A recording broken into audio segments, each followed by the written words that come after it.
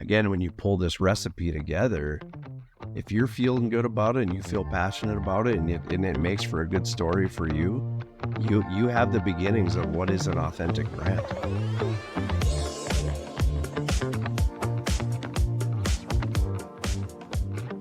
Hey, Mike, welcome to the podcast. Hey, thank you. I appreciate you having me on.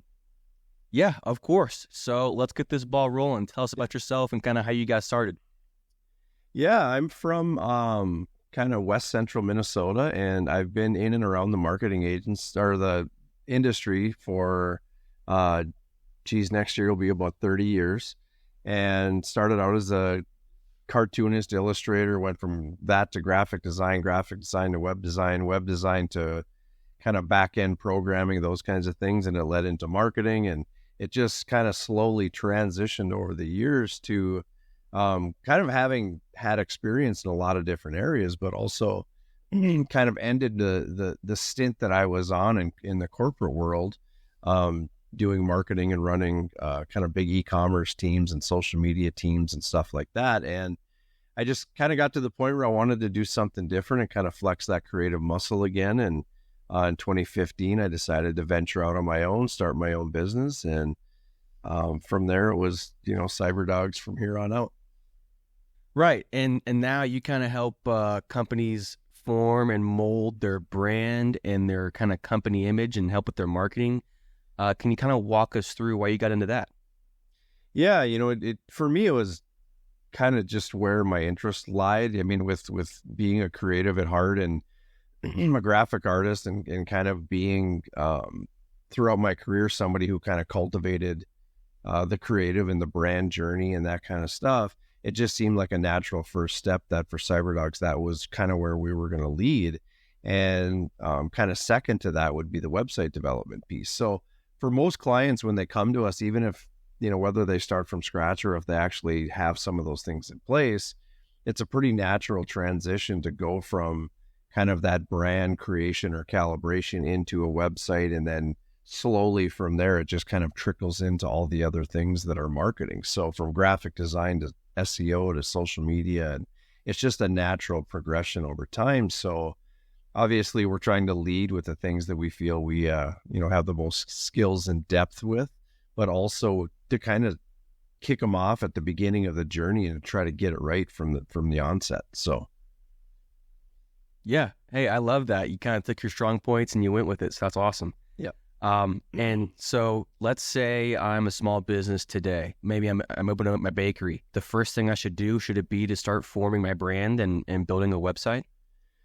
Yeah. I mean, I'm biased. A lot of people would tell you probably something different, but I think if you've got the space and the time in the beginning of the process, establishing your brand and really coming out of the gate with a strong brand is one of the best things you can do for yourself out of the gate, because it not only starts you off on a very strong footing and a very strong visual positioning, but at the same time, it's one of those things that if done right, it can pay you dividends, long term and down the road. And I see it a lot with clients that come to me and they say, hey, we're 5 years into it or we're 10 years into it, and for some reason our brand is, feeling disjointed, or we've never liked our brand, but it wasn't something we invested in at the beginning.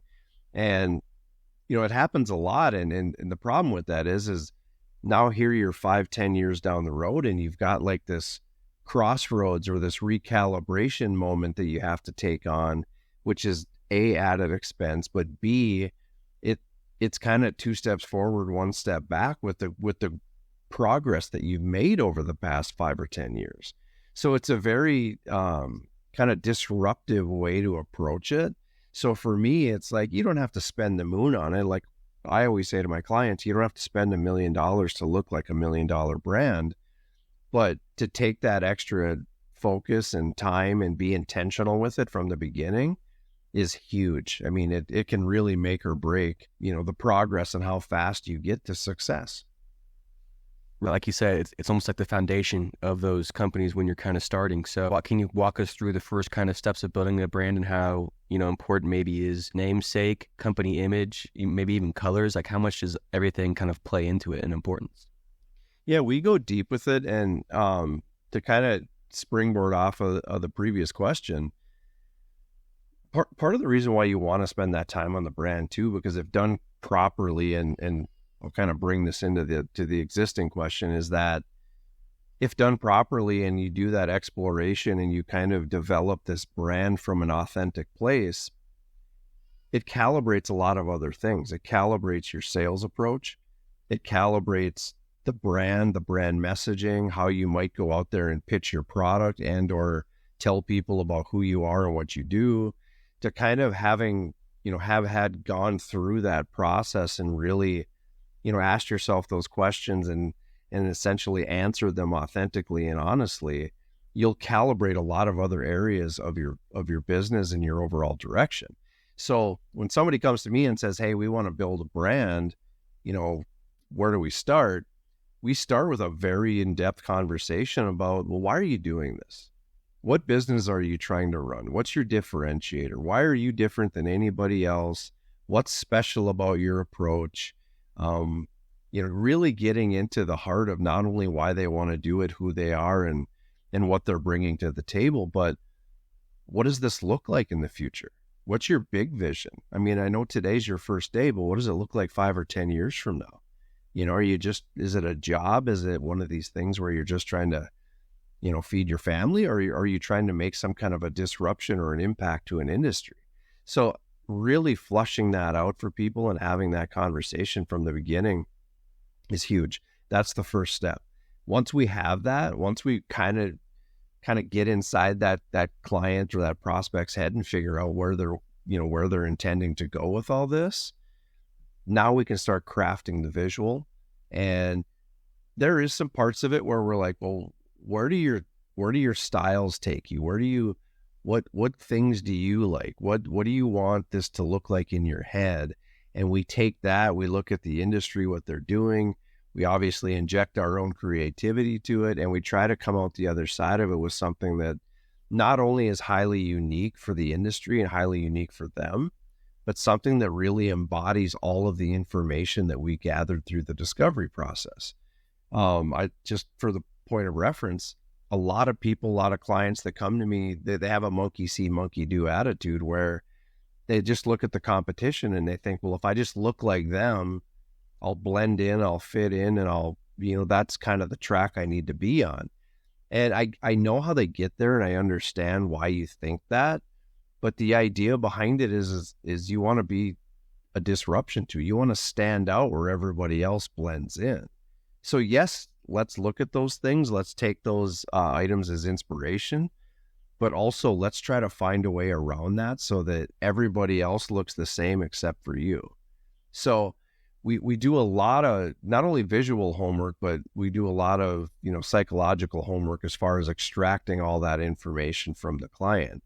Once we have basically all the logic and the intelligence of the why and what we need this to look like and kind of the direction, and we basically just get to work and we start designing options. We like to come back to the client initially, and sometimes it's a runaway train and we end up with way more options than we planned for. But most of the time we start with somewhere around 10, it might be give or take a couple, somewhere around 10. And we take it from 10 and we try to get it to, maybe 5 to 7. And then we try to get it from 5 to 7 down to maybe 2 to 3. And then eventually we try to get it to 1. And, we have times where, sometimes out of the gate, out of that first collection of 10, they might just fall in love with 1. And it's like, oh, okay, well, I guess we're done.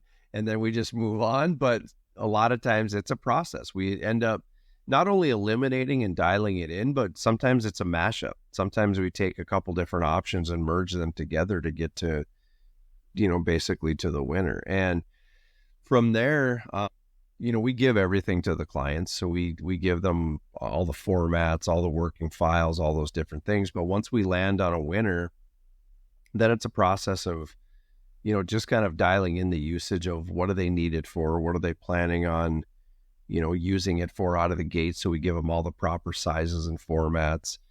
We do a color exploration as well. That's kind of part of that is what are you using it for? Because if it's digital, obviously there's a little bit more freedom with the colors. But if you're moving it into clothing, apparel, vinyl, anything where kind of that PMS color, that accuracy is going to be important. We try to steer you towards some very common colors. And in a lot of cases, just to kind of help the clients get there. I mean, obviously, if you've ever seen a Pantone book, it's probably like 2 inches thick and there's a lot of options. But for the client's sake and to help them get there, we use a lot of references of other brands. You know, if we're talking about orange, are we talking about Orange Crush? Are we talking about Harley Davidson? Are we talking about, and that'll kind of help the client, you know, kind of pick a color.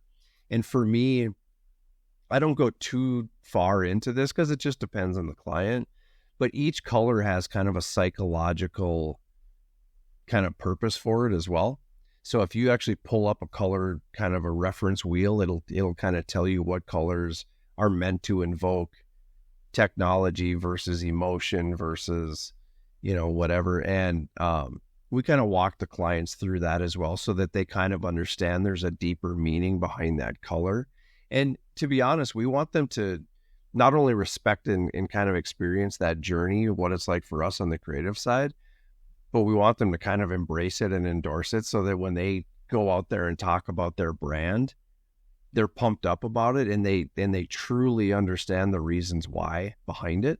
Because when they do, I mean, whether it's a sales role or just them talking about their brand or joining a networking group or whatever, they're going to feel that much more confident about it. They're going to be that much more proud about it. And all of that is going to translate into how they pitch their, you know, their business and their services. So yeah, I mean, kind of a broad strokes there, but we do a pretty broad discovery phase. We execute on it. And then at the end, like I said, we package up everything for them and hand them all the assets and everything that they'd need, as far as even giving them a brand style guide so that they have some sense of kind of the rules and boundaries around the brand. So it seems like brand and this whole kind of company image development definitely plays a big role. And it seems like a lot of these newer companies are maybe skipping or not spending enough time doing this. Do you kind of see that being an issue of maybe smaller companies and newer entrepreneurs maybe not spending enough time developing their brand? That could be a main issue of why a lot of new companies are failing these days. Yeah, I mean, they try to cut that corner because they don't understand the importance of it. And to be honest, if you go out to Fiverr or some of these other sites, there's offerings out there where you can get some of this work done for $50 or less. And I wouldn't suggest it, but for the client or the person who doesn't know any better, and it's like, well, why do I care if I can get it for $50? I might as well do it. They just kind of flock to that. And unfortunately, they're not necessarily getting everything that they need to really lay down that solid foundation for the future. And I think it's also worth saying too that, you know, when they invest in a brand, like, it doesn't necessarily mean you have to spend the moon either, but when they invest in it and kind of feel like they've put more into it than just trying to cut that corner, they're that much more invested in the end result as well. And I think it's, you know, that it depends on the person, but for those who understand that, I think they end up going through that journey and coming out the other side with a much stronger brand and a much stronger sense of who they are as a business. Absolutely. So it seems like brand is just a representation of kind of how the company separates itself, what makes it different from its competitors, and how, I guess, the founders see how the company should be. Is that about right? Yeah, I mean, especially from the founder's perspective, because there's an authenticity that when you build a brand or you start a business for yourself, you're putting, whether you do it intentionally or not, you are inherently putting a lot of yourself into that brand. And I don't know if that can even be avoided to some degree as an entrepreneur, but if built correctly, and if you build that brand correctly, there's a way that you can almost accentuate those best parts so that going forward, not only do you have a truly authentic brand, but you have a brand that's easy to sell. It's easy to talk to people about. It's easy to explain because it's so inherently you. You know, a lot of times I see these clients and companies that generate like a list of core values and different things that, you know, they just Googled or Chat GPT'd a list of core values, and they tried to find these buzzwords and these different words that they thought meant something to somebody else. And it's like, well, yeah, but now you have to memorize those words and you have to remember what you think those words were that meant something to somebody else. Where if you generated that list, if you cultivated those core values from who you are, you would have them at the top of your head at all times. Like it's just an easier approach to making sure that, again, not only that you're authentic with it, but you're making it easier on yourself to kind of support and endorse the brand you created. Once you have that recipe established and you have the brand foundations in place, all of those other things come easier as well. When you cut that corner and you just kind of rush to a logo to try to, like, I'm just trying to save money and I don't really want to spend time there, you're going to be disjointed. You're going to be asking all the same questions over and over and over again, and just, you know, the chances of you answering them the same is probably slim to none. So with that foundation, it's gonna pay dividends on every project you do there after that.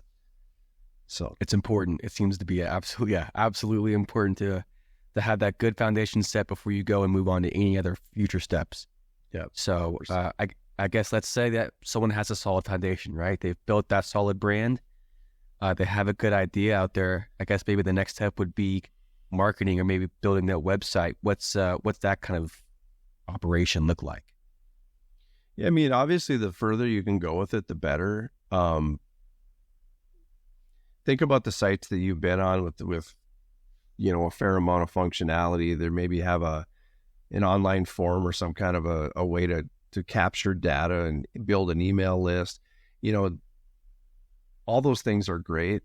But what I would say to somebody just starting out is create a list of what you hope you have in 12 months, and then trim out the things that you don't need today and try to get it to somewhere where I can just start. Because out of the gate, there's a lot you don't know. There's a lot of things that, you know, you're going to have to answer some questions along the way to be able to truly develop and prioritize what those functionality items need to be. What I would say is, out of the gate, just make sure you have a very nice, attractive, on-brand presence. Could be a vertical, like just a vertical design home, like a robust homepage with the about us, the contact us. Like, just get your milk, eggs, and bread out of the way to get it launched. And then you can basically plan it out from there as you develop the different aspects of your business. Because once you get out there and start selling that business and start to kind of find your way through that process, you'll also start to develop the clarity of where I need to add things on the website to support those efforts. Where if you try to kind of crack that code up front without having lived through it or gone down that road, you're going to end up wasting some time and putting some things out on your website that just aren't necessary. And to save budget, to save time, and to do it kind of strategically along the way, just focus on that milk, eggs, and bread, so to speak, out of the gate, and then develop it over time. And the reality is, with a website, you know, for any business, it's probably never going to be officially done anyway. It'll always evolve. It'll always kind of, you know, manifest itself around where the business is at. So just embrace that. That's the way it is. Does the brand and such also kind of evolve and change over time, or would you say the brand should be set from stone one and that's the only thing you should do? No, the brand does evolve over time, but it's kind of like you as a person, where there's a percentage of us that we've been the same since we were kids. Like, I don't know what percentage that is, but call it 60%. We've been consistently the same person for a long time. But as we get older, as we get more mature, as we've had some life experiences, as, you know, things happen to us over time, we shift and evolve slowly, which keeps us very much on the same track, but we evolve in a way that maybe makes us a little stronger in some areas and weaker in others. And it's a slow process to evolve as a person, but you always evolve. You're always learning.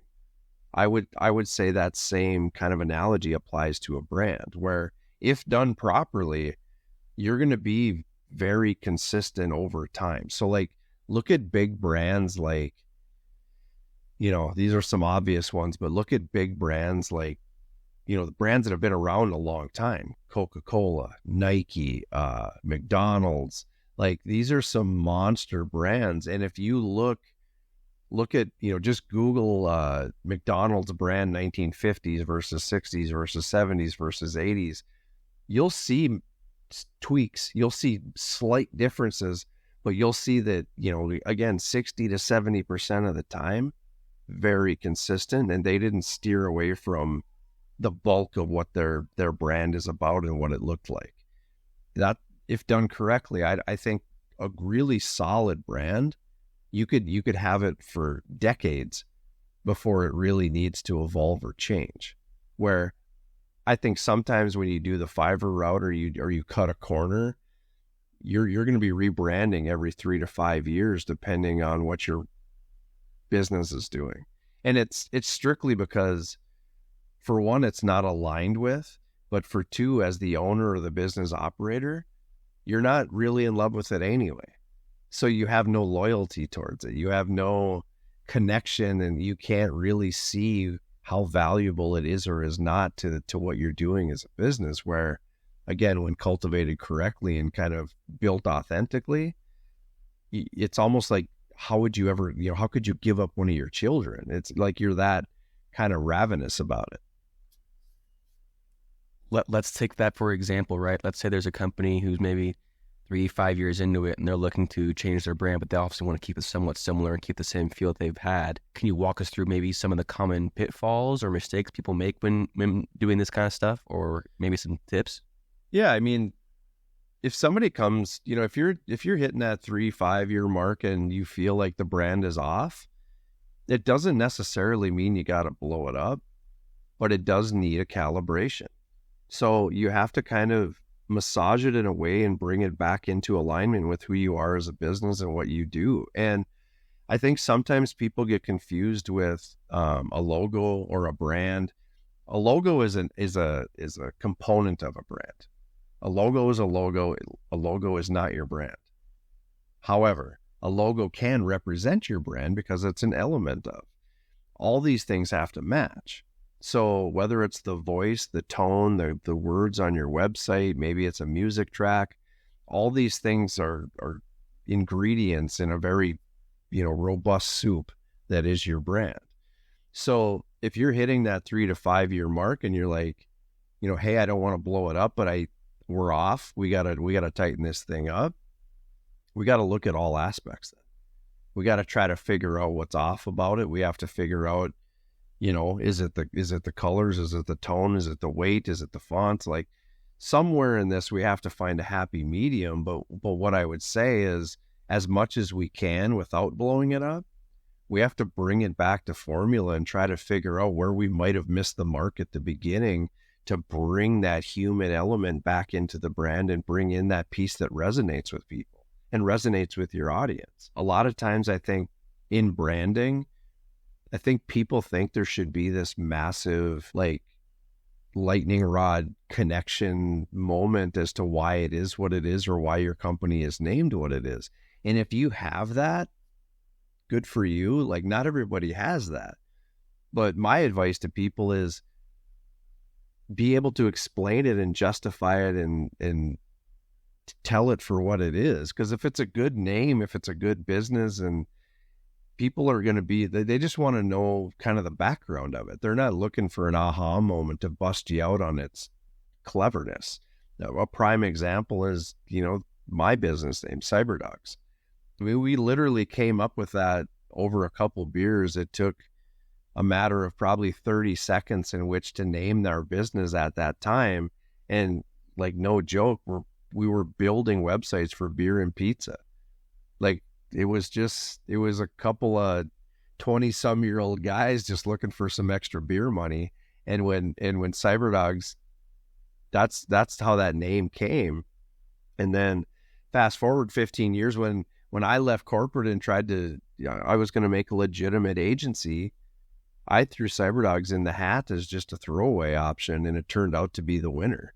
And I don't like, I was almost embarrassed of it at first because I was like, it should carry a bigger meaning, and it should be a little bit more profound than, a couple guys just, playing Nintendo and drinking beer. But I kind of realized too that, if we just embrace it as that, it kind of makes it cool in a way, because we didn't overthink it. And it's actually a name now that's been, in its current form since 2015, but in all honesty, we've been using it since 2000. So for almost 25 years, we've been running with the name, and it's crazy. Like, a testament to maybe don't overthink it is it's crazy how many compliments I get on the name. And they ask me, like, how did you come up with that? Because they expect something awesome. And then I just hit them with the beer and pizza story, and they're like, oh, well, it's still an awesome name, but it is what it is. And I think that makes it authentic. We didn't overthink it, and we just ran with it. And that's the advice I give to clients on the naming process. Like, it needs to matter to you. That's what it's about. So that when you pull this recipe together, if you're feeling good about it and you feel passionate about it, and it makes for a good story for you, you have the beginnings of what is an authentic brand. I love that. Yeah. I mean, it doesn't take a boardroom of 10, professional digital marketers sitting around brainstorming ideas for years to find a good name. It just takes a couple of guys and some beers to really find a good one that just truly represents what the company means. That's beautiful. So I guess thinking to the future now, for larger companies, for scaling the brand, can you kind of walk us through that process? Yeah, I mean, I think, and we kind of mentioned it during the discovery process, but as much as you can, I think you should have a vision for what you want this brand to be, and find opportunities to try to put it on that path, even if you're not there financially, you're not there, in the process. And I'll throw myself under the bus on this one, in that from my first day at Cyberdogz, I was trying to manifest this lifestyle brand of what I want Cyberdogz to be. Like, I was deep into apparel. I was photoshopping on the side of buildings just to see what it would look like. Like, I was trying to find ways to keep myself motivated on this idea that this brand needed to be bigger than just, some solopreneur who wanted to do creative work. And whatever version of that is yours or somebody else's, I think keep that at the top of your mind, is how do I manifest this into what I want it to be, and how do I set my sights big and take big swings on how to get there.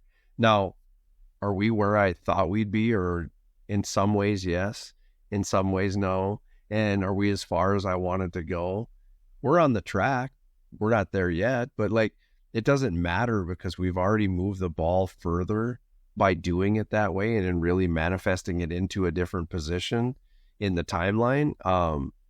And that was the goal from the beginning. So even right now, I've gone through, this has always been kind of my Coca-Cola classic, so to speak. But over the course of the last 9 years, we've introduced many variations of the logo, and we've done kind of custom one-offs for apparel. And we're constantly testing and calibrating the brand as we go. And as of right now, starting this year, I kind of came to this place where it's I want to bring some people in, and I want them to help me with this, because I'm too close to it now. And I think, or at least this is what I was telling myself at the beginning of the year, I think if I keep doing it, I'm not going to get where I want to go necessarily, because I'm the bottleneck in a way, creatively and everything. I'm just so close to it. And if nothing else, maybe I bring somebody in and get their outside perspective, and that nudges my creativity forward. I don't know, but we're going to find out. So I ended up bringing in 2 companies this year, one to basically flush out and calibrate the overall tonality of the brand and who we are and what we're about. Not that we were off on that, but it was, if you can imagine, over 9 years, there were some jogs in the road where we needed to kind of pull it back and get it tighter. And that was kind of the goal for these guys. And on the other side, I basically handed over all my creative to a creative team and said, A, I want to calibrate what I have, but B, I want you to come up with 5 to 6 iterations that capture these main points of who we are that have been neglected in our own brand. Because at the beginning, I didn't think they mattered, but 9 years into it, now I know they do, and they're completely absent in the brand.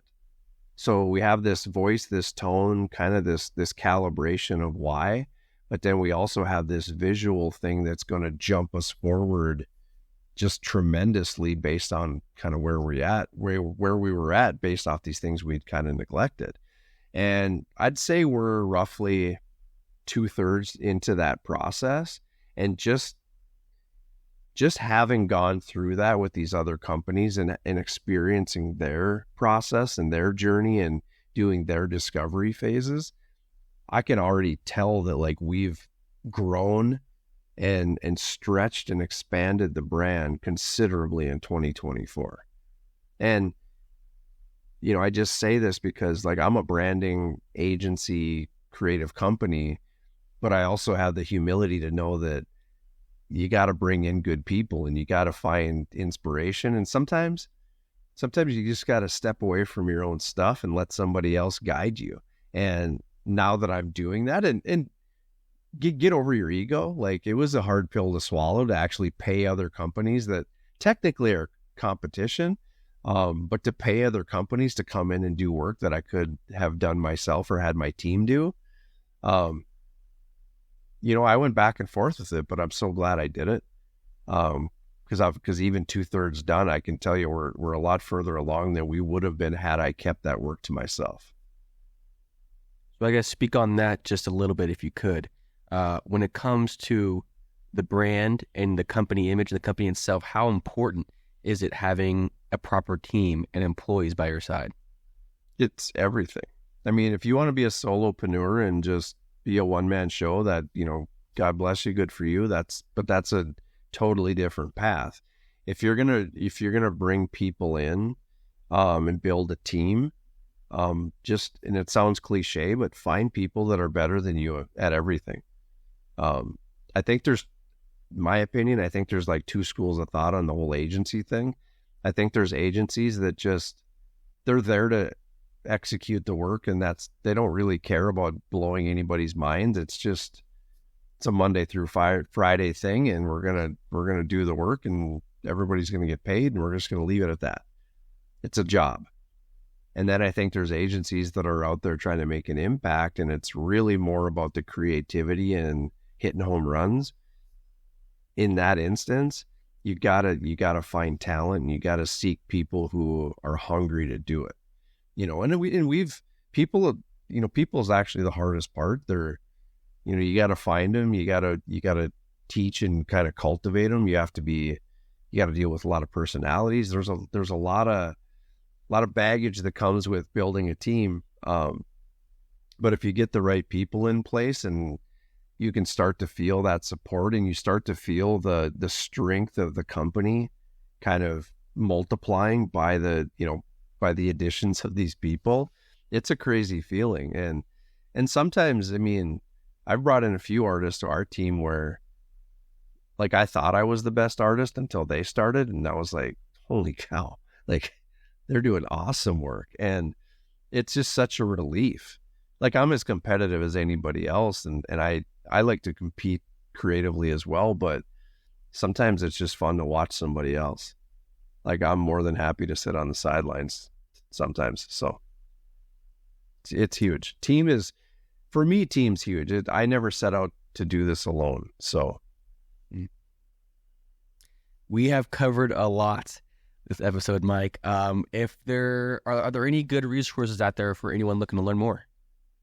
Yeah, I mean, you could check us out on the website at cyberdogzmarketing.com, and that's CYBERDOGZ marketing.com, and all our social media links and stuff are there. And then also we have a podcast called the Brand Retro Podcast with Cyberdogz, and yeah, we talk about everything from entrepreneurship to kind of creativity and art and kind of how to bring all that together.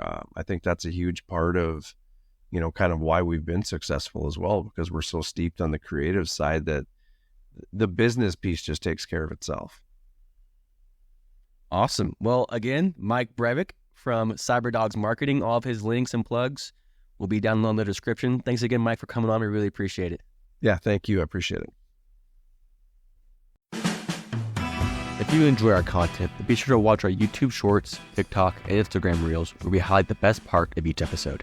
If not already, make sure to follow us on all of our socials, including Spotify, Apple Podcasts, YouTube, TikTok, Instagram, and tune in every other Monday for more episodes.